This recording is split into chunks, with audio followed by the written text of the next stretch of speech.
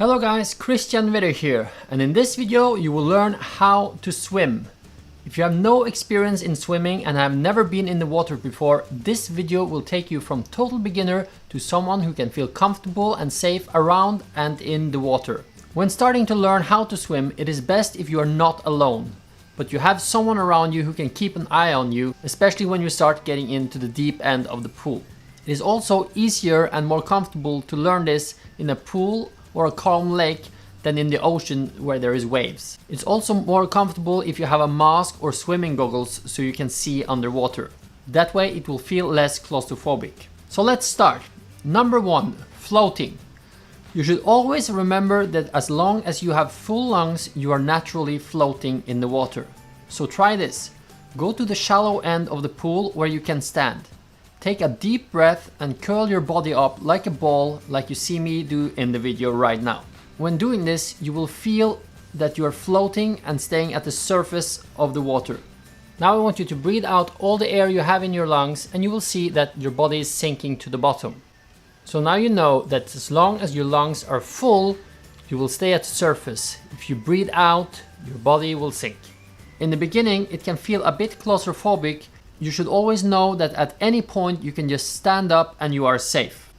So what I want you to do is take a breath, curl up to a ball, just float in the water for 5 to 10 seconds.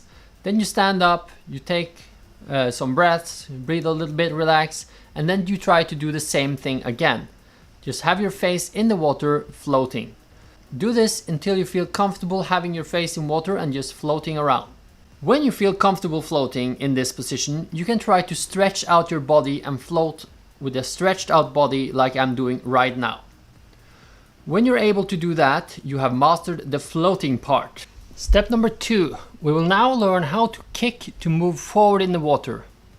There is 3 parts to the kick. 1, pulling the legs in, 2, flexing your legs while kicking out, and 3, collecting your feet together and stretching your ankles. To learn and get comfortable with doing the movement, you can hold on to the edge of the pool while practicing to pull your legs in, kicking and collecting again and again. It will take some practice to get the move automated so it feels natural, but it's not very hard. When you feel like you got the movement right, you can grab hold of a floating board or anything that floats. Even a big empty water bottle with a cap on will do. This is to keep your upper body and head above water while you practice the kicks when moving forward in the water. When this works okay for you, you can try to float on your back without holding on to anything and just practice the kicks if you like. You don't have to hold your breath while swimming on your back. Just take smaller breaths, and remember, as long as you don't breathe out all the air in your lungs, you will float. When this feels comfortable, you can move on to step 3. Which is using your arms. You can start practicing the movement while standing with just your head above the water. Stretch your arms out forward, move them around while holding them straight and then collecting them. You put your palms together and stretch your arms out over your head again. You should also twist your palms outward when pushing the water around your body. When you get the movement, you can try to lay on your belly, stretch out your body and use your arms to move forward. You use the arms to push your body forward and up so you don't sink in between the breaths. With some practice, you should be able to do this with no problem. In step 4, we will combine using arms and legs. You will now pull your legs in, kick with your legs while you stretch out your arms. As you collect your feet, you start moving your arms around and glide forward in the water. You repeat the motion and you are now swimming. In the beginning, it will probably be most comfortable to swim with your head above water at all time. But when you get good at it, you can try to put your head down in the water as you start kicking.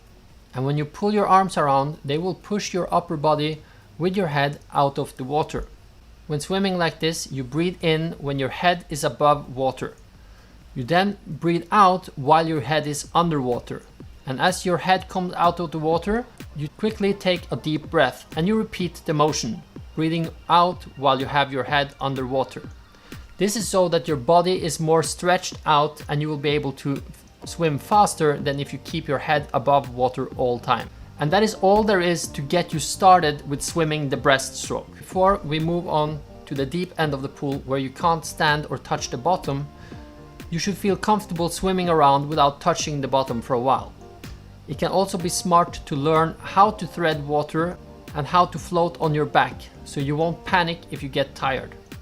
There's a link in this description below on how to tread water and how to float on your back. If you can, I suggest you take a swimming course.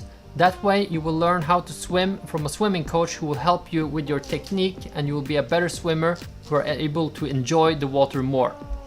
Hope you liked this video, and if you want to see more videos like this, please subscribe and hit the bell button so you will be notified next time I upload a video. Have a nice day!